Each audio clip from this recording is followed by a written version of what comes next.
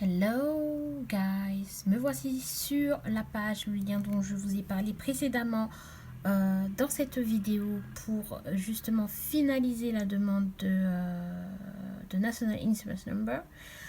Donc comme vous le constatez, pour ceux qui connaissent ce logo là, donc ce logo appartient au gouvernement anglais. Donc c'est une page officielle, hein. Si vous recevez d'autres liens qui ne comportent pas à la fin gov.uk, ne faites aucune manipulation puisque la demande est à effectuer auprès du gouvernement et pas d'autres organismes comme on a l'habitude enfin, quand je dis on a l'habitude, c'est plutôt certaines personnes quand ils font les recherches, les manipulations sur internet, trouvent des liens d'organismes qui disent qu'ils peuvent fournir un National Insurance Number, ce qui est totalement faux. C'est uniquement le gouvernement gov.uk qui peut vous le fournir. Donc il faut faire toutes les démarches auprès d'eux. Je vais essayer de vous montrer le contenu de ce lien en question. Donc comme vous voyez, en gros, il est écrit Apply for a National Insurance Number, ce qui veut dire candidater pour le National Insurance Number. Et en gros, vous avez en anglais, en grosso modo, je vais essayer de vraiment vous résumer. Vous n'avez uniquement le droit d'utiliser ce service en ligne si le Department for Working Pension ou le Department for Community vous a invité. Si vous n'avez pas été invité, vous ne pouvez donc pas utiliser ce lien. Alors, sur cette partie-là en question, en grosso modo, c'est si vous souhaitez faire la demande en ligne, vous avez trois options, donc trois critères à remplir plutôt. Donc soit vivre en Angleterre, soit avoir le droit de travailler en Angleterre et d'avoir une preuve de votre identité. Donc voilà. Bon, après, mis à part ça, c'est des informations si vous n'avez pas reçu justement le lien, donc les numéros où appeler pour justement recevoir le lien, etc. etc. D'accord. Ce qui va nous intéresser, c'est ce bouton. Deuxième question. Are you working or looking for work in the UK? Ce qui veut dire, est-ce que vous travaillez ou recherchez un travail au Royaume-Uni? Donc vous avez trois choix de réponse. Yes, I am working or have an offer to start work in UK. Yes, I am looking for work in the UK. No, I'm not and not looking for work in the UK. Ce qui veut dire, oui, je travaille ou j'ai une offre pour commencer un travail au Royaume-Uni. Donc, j'ai dit yes, mais bon, oui. Oui, je recherche. La deuxième option, c'est oui, je recherche un travail au Royaume-Uni. Non, je ne recherche pas. Je ne travaille ni recherche un travail au Royaume-Uni. Désolée, j'ai un petit peu bugué, hein. Donc, moi, ce que je vais faire, c'est je vais cliquer Yes, I am looking for work in the UK pour cette personne en question. Mais vous pouvez, hein, si c'est votre cas, choisir l'option 1 ou l'option 3. Je clique sur Continue. Troisième question. What is your name? Ce qui veut dire quel est votre nom. Donc, comme vous voyez, vous avez deux champs à remplir. La première, votre prénom ou vos prénoms. La seconde, votre nom de famille. Il faut faire attention à mettre vos noms de famille et prénoms correctement. Il faut que ça corresponde à vos documents officiels tels que la carte d'identité et votre passeport. Je vais remplir ces champs obligatoires pour une personne qui souhaite faire la demande de National Insurance Number. Après avoir rempli les champs obligatoires, cliquez sur Continue. Quatrième question. Have you had a different name before Candidato to go? Donc ça, c'est la personne pour qui je fais cette demande en ligne. Donc, il demande si le nom de cette tierce personne a été modifié. Par exemple, si elle a été adoptée ou à l'issue d'un mariage. Donc, dans son cas, c'est non. Donc, si c'est votre cas, bien sûr, il faudra cliquer sur Yes. Cliquez sur Continue. 5e question. Are you male or female? Dans son cas, c'est une femme, donc female. Si vous êtes un homme, ça sera male. On continue, on clique sur Continue. What is your date of birth? Ce qui veut dire, quelle est la date de votre naissance? Donc, bien évidemment, il faut remplir ces champs obligatoires. Je clique Continue. Donc, cliquez Continue. 6e question. What is your nationality? Dans son cas, cette personne est française, donc je vais taper French. Maintenant, cliquez sur Continue. 7e question. Have you lived in the UK all your life? Dans le cas de cette personne, non. Donc, je clique No. Si c'est votre cas, il faudra cliquer, bien sûr, Yes, qui correspond à oui. 8e question. When did you first arrive in the UK? Dans son cas, elle est arrivée en décembre 2020. Si votre cas est différent, bien évidemment, il faudra mettre la date en question de votre première fois en Angleterre, votre premier jour en Angleterre. Alors, je tiens à préciser qu'il faut mettre la date de la première fois où vous avez vécu au Royaume-Uni plus de 30 jours. Après, honnêtement, bon. Là, c'est la personne en question que j'assiste, elle, ça fait plus de 30 jours qu'elle est en Angleterre, hein, puisqu'elle est arrivée en décembre. Si vous êtes dans un cas où, par exemple, vous êtes venu quelques jours et vous êtes reparti, vous mettez quand même la date de la première de votre séjour, en fait, avant le 31 décembre 2020. D'accord?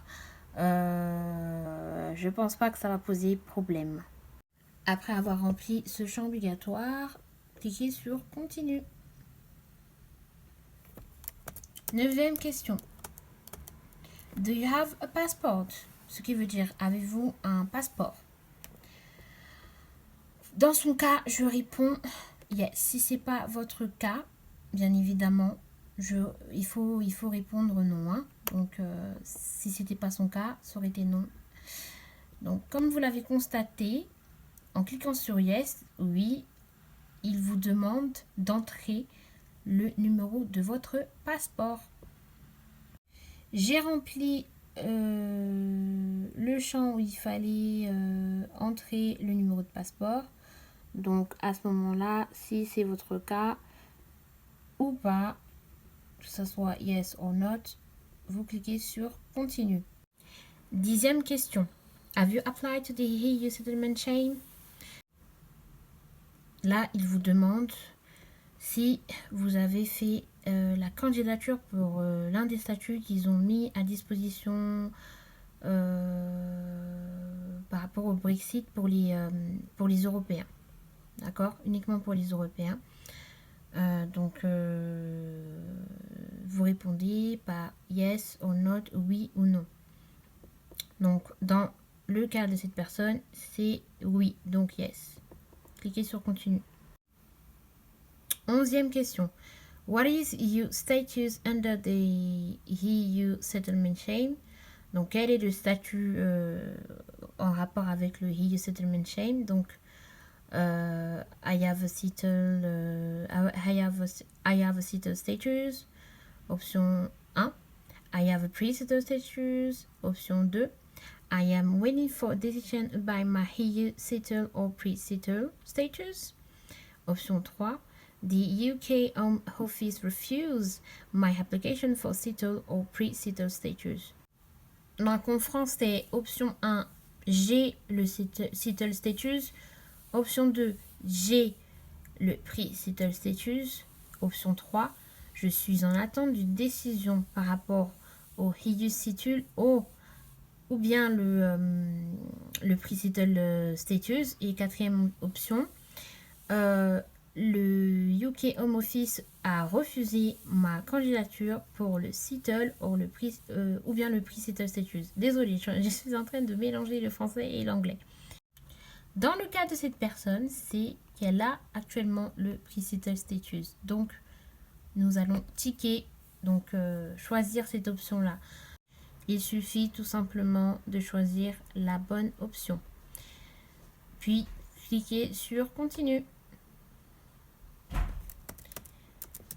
12e question. What is your address? Ce qui veut dire quelle est votre adresse. Donc, je vais indiquer le postcode de cette personne. Après avoir rempli ce champ et avoir mis le postcode de votre adresse, cliquez sur Continue. 13e question. Select your address, ce qui veut dire sélectionner votre adresse. Donc, je vais sélectionner parmi les 37 adresses la bonne adresse de cette personne.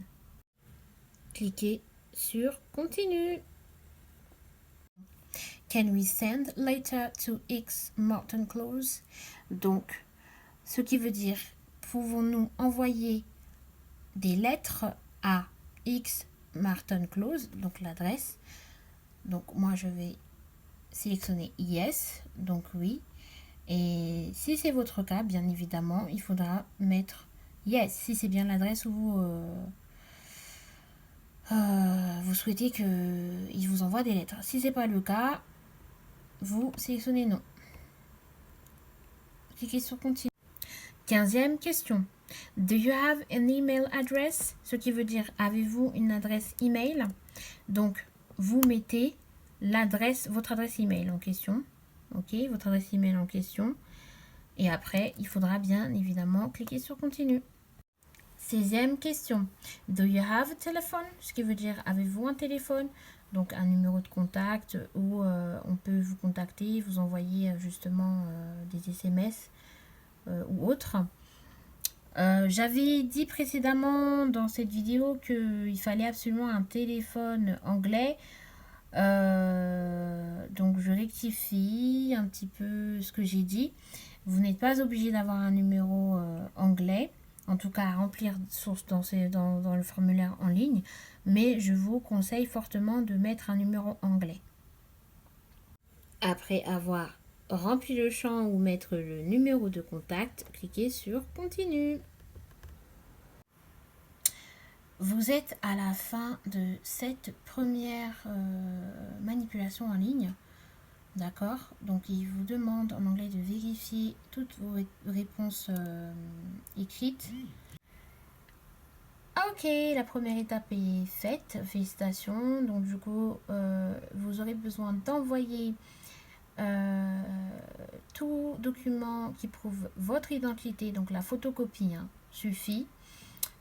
Photocopie de pièce d'identité, de passeport, en tout cas, tout ce qu'il demande. Donc, vous avez un récap vous avez les étapes à suivre maintenant, qui sont ici. Vous allez normalement recevoir par email un récap de justement cette manipulation, cette demande que vous avez fait en ligne. Donc, la première chose à faire, c'est prendre note de votre application reference. Donc, la référence, le numéro de référence de votre candidature. Donc, pour cette personne, c'est ce numéro-là en question.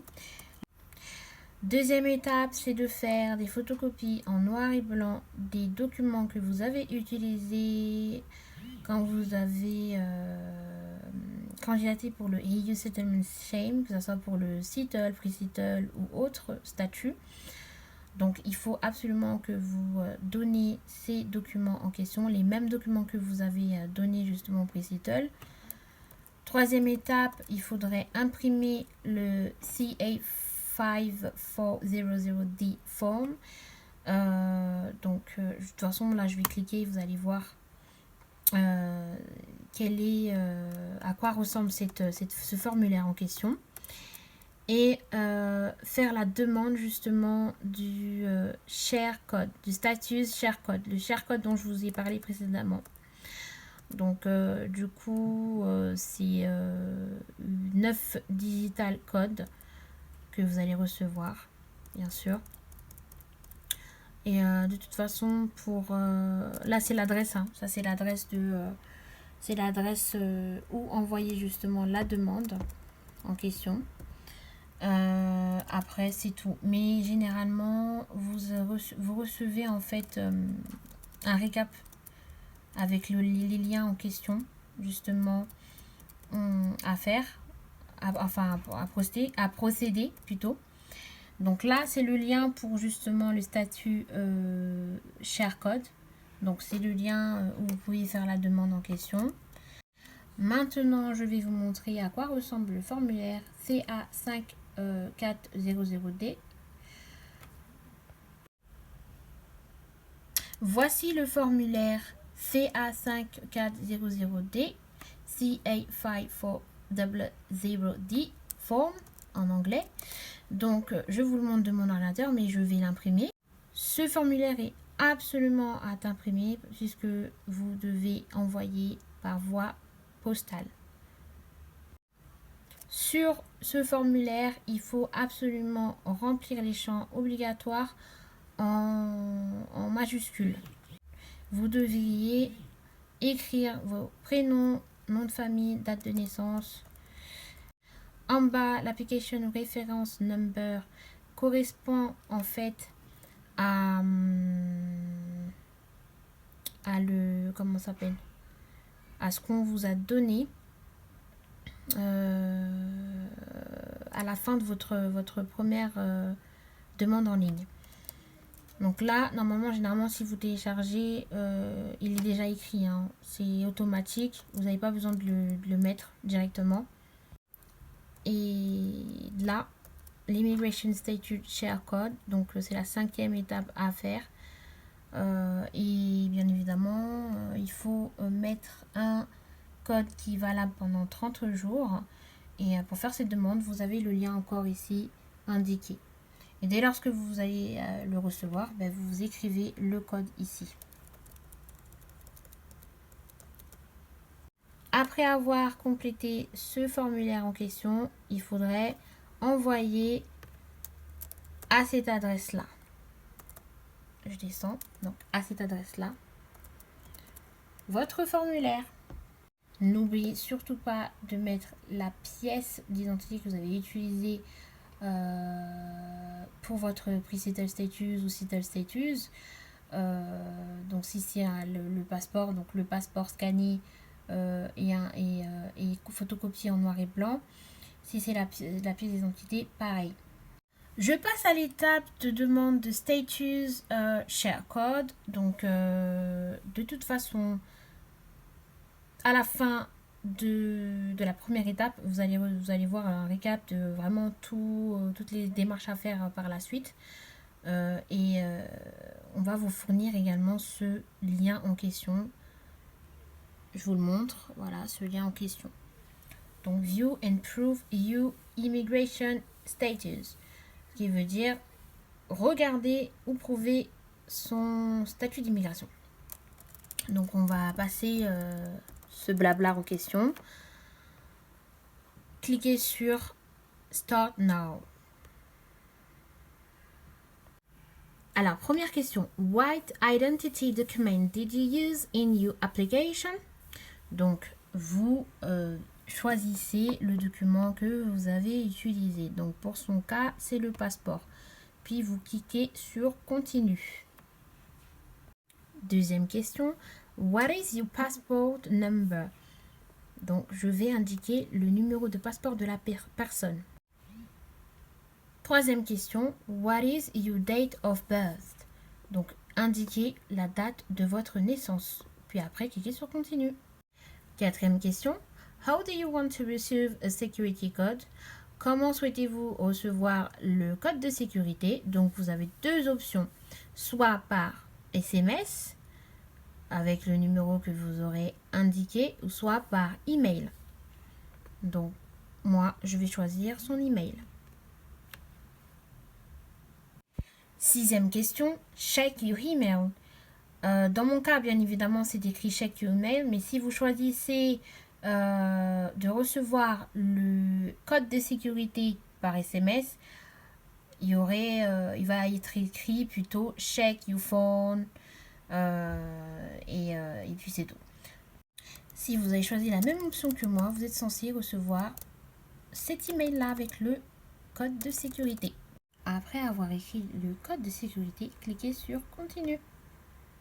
Vous allez tomber sur justement cette page là qui est la page de votre statut d'immigration avec votre nom, votre statut et la date de validité. Donc jusqu'à quand justement vous avez le droit d'avoir ce statut là en question. Vous descendez un peu plus en bas, Prove your status, donc vous cliquez sur Prove your status, prouvez votre statut, d'accord. Vous allez diriger sur cette page Get a share code to prove your status. Donc avec le blabla, on va passer ces explications. Cliquez sur Get share code. On va vous poser la question What do you need the share code? Ce qui veut dire pourquoi vous avez besoin en fait du share code. Donc vous avez 3 options. To prove my right to move. La deuxième, to prove my right to rent in the UK. Et la troisième, something else. Donc vous choisissez la situation qui vous correspond. Pour son cas, ça sera something else. Et généralement, pour le National Insurance Number, c'est something else. Parce que les autres, c'est si vous avez une opportunité de louer quelque part ou un travail en question vous demande justement de prouver que vous avez bien le droit de travailler en Angleterre. Cliquez ici. Preview what the checker will see. Alors, vous allez tomber sur cette page. This is what the checker will see. Avec le nom de la personne, son statut et la validité de son statut. Enfin, jusqu'à quand elle aura le droit d'avoir ce statut. Plus en bas, je vais vous montrer autre chose. Donc, plus bas, vous avez les détails de ce qu'on appelle Legal Basis of Status. Plus bas, vous allez voir ce bouton-là. Create Share Code. Donc, cliquez sur ce bouton. Et voilà, j'ai le share code pour la personne en question qui est valable pour 30 jours. Je vais l'utiliser pour faire sa demande et je vais l'écrire sur le formulaire en question. Le formulaire CA5400D. Voilà, je viens de terminer de remplir le formulaire. Vous pourriez le constater que j'ai bien écrit en majuscule et que j'ai écrit le share code ici. Alors, je vais poster ces documents, incluant bien évidemment la pièce qu'elle a utilisée pour le pre-settle status. Et je vais leur envoyer par voie postale ici en Angleterre. Voilà, guys. Cette longue vidéo prend enfin fin. J'espère qu'elle vous aura plu et elle sera très utile pour vos formalités. N'hésitez pas à vous abonner, à commenter ma vidéo et à la partager. Je reste entièrement disponible par email et je vous fournirai en bas de cette vidéo mon numéro WhatsApp où vous pouvez m'envoyer n'importe quelle question. J'essaierai de vous répondre au mieux. Et je vous dis à bientôt pour de prochaines vidéos. D'autant plus que j'ai pas mal de choses à rattraper, pas mal de vidéos à faire, puisque j'ai énormément de demandes, de questions répétitives, etc. Donc restez vraiment à l'affût et connectés pour suivre les prochaines aventures. Je vous dis à très vite et prenez soin de vous.